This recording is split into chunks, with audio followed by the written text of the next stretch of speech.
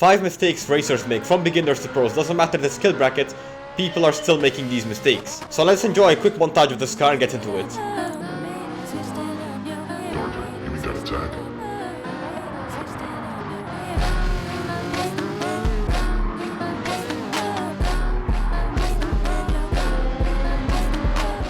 Right, so mistake 1, overdriving.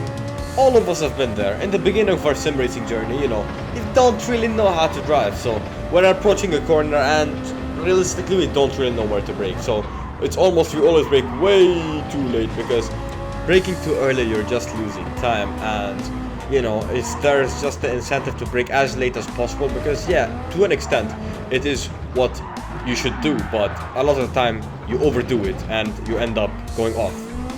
And again, it just does not give you a lot of confidence, and overdriving does not only come from the brakes, it's also about how aggressive you are with the car all along.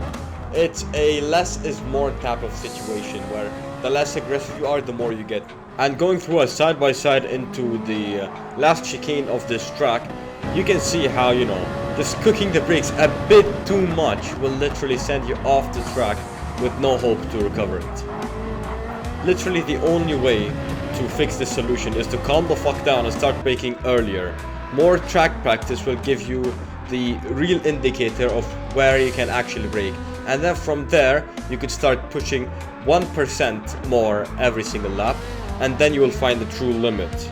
And that's one of the very few ways that you can actually stop this very bad habit of late braking or overdriving generally. Because when I was in Jordan, when I was coaching Rana, she had this issue, and what I put her on was brake early, because it's better than braking late and losing it.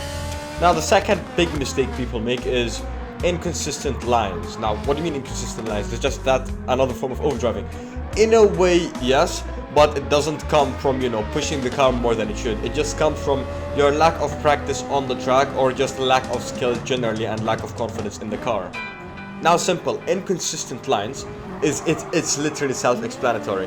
It's trying to follow a line, but you can't really follow through what your mind is putting, and a lot of the time you end up losing a lot of precious time. Some corner you have to go for a late apex, but you just cannot convince yourself to go for a late apex, and you always go for an early apex. It's actually the simplest thing to fix on here, and basically what you do is you just need more practice. That's simply it. The more practice you get, it's more of the same of the last of the last mistake, but it's another branch where it's not about your aggressiveness, it's about your just lack of track knowledge. It comes from raw practice, where you get that track knowledge and confidence. You just need to do more races, and doing hot laps alone isn't enough, because in my experience, doing a races will force you to fight with other people, and that teaches you a lot in where you can go and cannot go. And that's why the only way to fix this inconsistent lines is by literally hard racing with other people, and that is the single-handedly the best way to learn where you can go and not go on a track, and how to just have confidence in the car.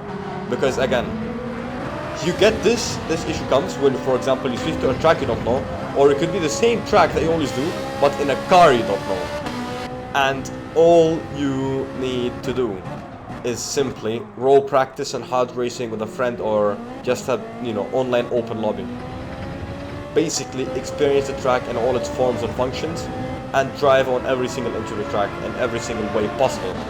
That just eliminates the gray area that does not give you the confidence to force the car where you want it to go. Because again, you want to follow this line, a lot of the time you kind of have to throw the car into it and have trust into it. Now to the third mistake, too much driving assist. Now everybody knows, first time you won't really know about driving the car, and you're just gonna be a bit awkward, with the manual shifting and everything, and maybe you'll forget to shift, and then you'll be in a higher gear on a corner, you should be on lower, or maybe too much of a low gear, or you just again, you need something to guide you to just become a better driver. So that's where you're gonna think of just turning on all the assists, and that's gonna just be your pathway to becoming the best driver on the game.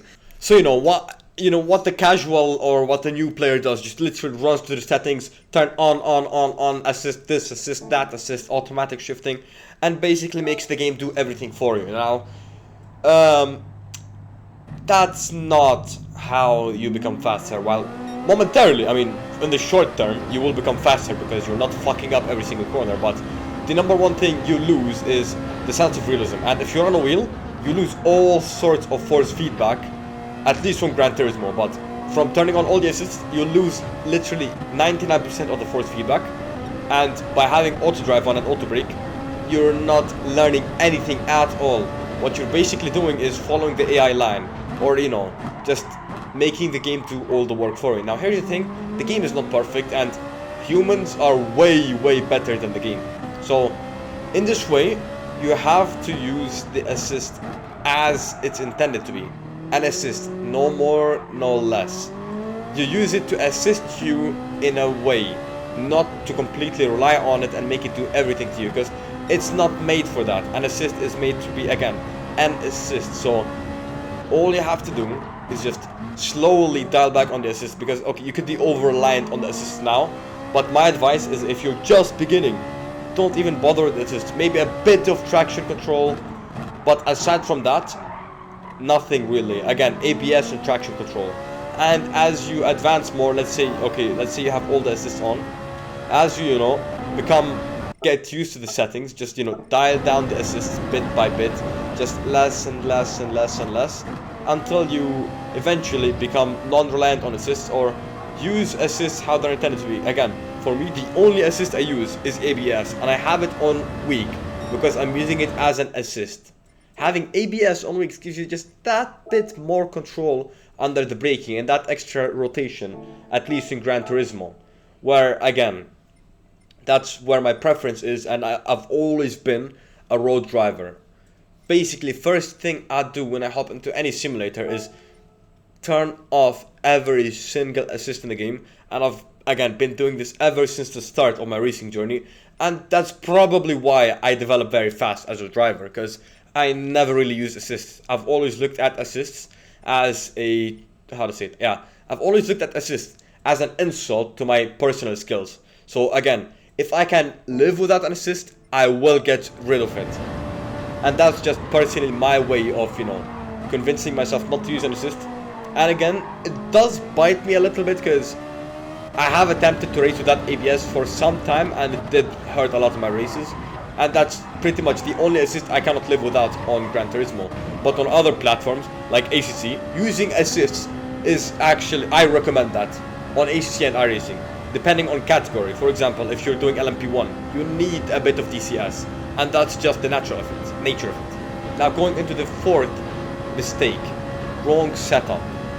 We've all just wanted a little bit more than what the car can give, and most of us just ignore this, but a simple solution, just real quick on the track, is all you have to do is just change the brake bias, and that just gives you that bit more rotation going into the same corner. Again, the same corner, same speed, same everything, braking the same place, we get that extra bit more rotation that allows me to carry that much more speed into the corner, and just makes me all in all more confident because I can drive the car how I want it. But brake bias is not enough alone, and no matter what you do, it cannot give you more stability. It just gives you more mechanical grip or mechanical advantage on slow corners, or it just gives you extra kick on the rear, and that's basically what brake bias does. And you can see when I give it to an extreme, because you would want to get more kick on the rear, or you just want extra rotation, kicking it to the extreme or to the max will never be the solution, because it will just lose you a lot of time, because in the end what it will do is mess you up instead of helping you out. Because going into this corner, you can see I just lose my rear completely going into the corner, and I lose all the time I gained by moving the TCS. So remember, dial it back down and keep it in a sensible range where you feel comfortable, because more doesn't mean better. Now, where you can find a bit more pace in the car is if you exit the racetrack and go to the setup menu. There you can fine-tune the car to your exact likings. Now, in the settings sheet in Gran Turismo, it's not as advanced as, for example, ACC again, but it's good enough. I personally like a front heavy car, so the first thing I mess around with is immediately the downforce. I just get a bunch more front downforce so I can get more pick from the front tires or more grip from the front tires, because Remember, brake bias, that just shifts the balance of grip. It doesn't really give you more or less grip, it just shifts the balance. And again, you aside from the downforce, which is the downforce is the main element, you can just fine tune the suspension, and that's about it with GT7. You cannot really do more. Again, it's all downforce suspension for GT7. Other titles such as ACC and iRacing let you get into more in depth on everything. But by changing these tiny little, doing these tiny little tweaks, immediately I feel a shift or a change in the car. I'm getting the grip I require onto the front, and you can see I got a bit more grip than I expected, so I just shifted the car and I had a bit of wheel spin. Now again, it doesn't change the car is still the same, but again, it just makes it that bit easier to drive, or that bit easier to manipulate, which allows you to drive the car that bit faster. Now again, you didn't change the car is still the same, and it will suffer from the main issues it has, such as in the Ferrari you got the toxic rear end. But I love the Ferrari and I don't mind it, so that's why I keep driving it. But here's the thing, you don't always have to literally change the style you drive, because there is always a midpoint to find, and that point is changing how the car behaves, and then you don't have to change your style as much. And again, the only way to improve the way you can, tinker with the settings and how what to do and how much extra downforce is by literally messing with it. It's a language that you learn by speaking it more.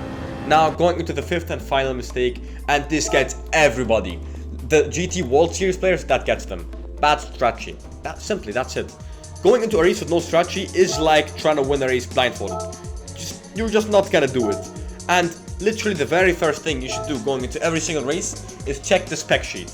And for the daily races, it's very easy. There is the spec sheet, there is everything you need to know, and the required minimum amount of pit stops. Again, no tire change, just pit stops, meaning you can just go through the pits and that's about it. Now every single race is different, and you should always check the spec sheet, and that allows you to at least expect what's to come. And from there you can just run many little simulations in offline modes, or just running simulations solo and practicing how the track would be on the settings. Now for here we got 20x tire deck and 10x fuel deck.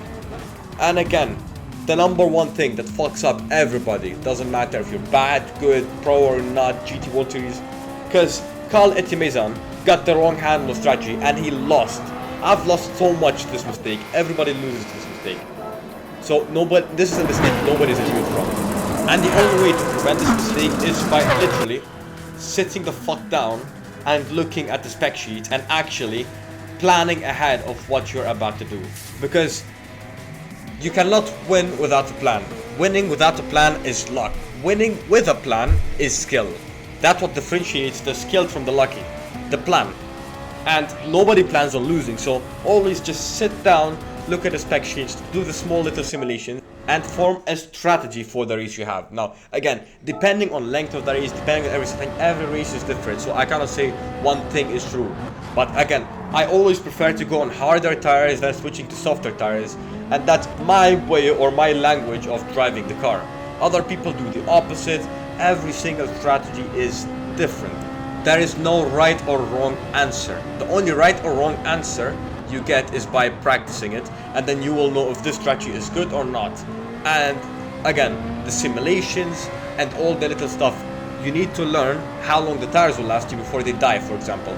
All these things, just sitting and listening and watching and trial and error is the single main way to win a race in GT, because a lot of the time you can win by strategy even if you're not fast, and I've won a lot by strategy despite me not being the best. Strategy makes or breaks the race, so it's the number one thing you should harness, and it's the number one mistake people make left, right and center, because most people don't think of strategy, and that's where you can lose so much. And again, nobody is immune from it. Everybody makes these mistakes.